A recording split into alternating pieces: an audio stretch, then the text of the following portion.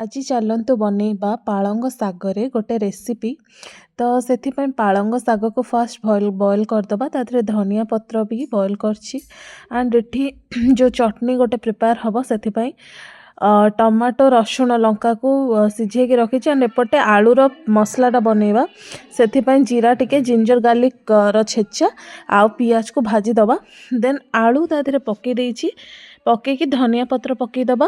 धनिया पत्र पकईला परे लुण आ टिके लंका गुंड पकईदबा ताकू एबे भल किना मिक्स करदबा। देन गोटे जगार अटा चकुड़ी दबा से जो पालंगर प्योरी पकेबा एंड टिके अजवाइन पकेबा और लुण। अटा एठी मम्मी चकुड़ी देउथला बाय द वे। तो अटा चकुड़ी की एबे मु आपण मानको देखौची परटाटा हबो। एटा एक्चुअली पालक वाला परोटा बनौची आलूर मसला देकी। एटा शीत दिन जीवा आगु निहाती थरे ट्राए करके खातु। एंड बिलीव मी एटा एते टेस्टी लगे जे नॉर्मल परोटा ठू एटा तो मुझे बनईची फास्ट टाइम पालक वाला परोटा। तो फास्ट टाइम नहीं माने वीडियो रे फास्ट टाइम बनौची। तो परोटा हो गला परे ताधरे आलूर जो पुरटा सेटा दबा भितर देकी आ कोन ताको एबे वर्तमान बेली दबा। आपण एमती चारि कोणिया शेप करि परिबे या तो फिर जदी गोल वाला राउंड वाला बने आछे सेमती बने परिबे। तो बने कि ना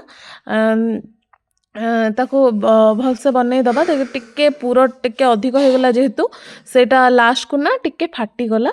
देन एठी मम्मी प्रिपेयर करछि सेटा जो गोल वाला पट्टा तादरे आलूर मसला दबा भितरे देकी ना सेटा बनेबा। बट मते एटा जम्मा भी आसेनी काना मु केबे एमती करिनी। तो फिर भी एटा टिके फाटी जाइतला भी बेलीला माने बेलीला बेले ही। तो सेठी ट्राए करछि मु कहली हो देखिया कौन होची। तो एटा एबे सेटा बेलुची परोटा। एंड देखो तो आलू टिके किसी असुविधा नहीं सेटा सेकी देले नॉर्मल हो जिवो। एठी एबे मु पट्टा पक्के देले पैन ऑलरेडी गरम हो जाइछि सॉरी तावा गरम हो जाइछि। तो ताको लो फ्लेम रे ही हमें परोटा बनैबा।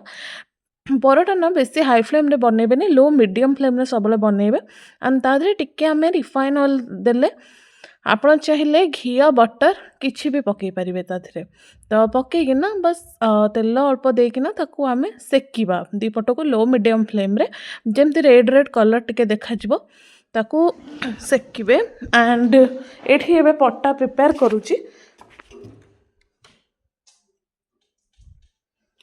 बस रेडी हो गला। पालक पट्टा और टमाटर से जो चटनी बनै थी देखी पार्थे केते सुंदर लगुच। And thank you for watching. आपण माने निहाती थरे बनै खातु वीडियो भल लगे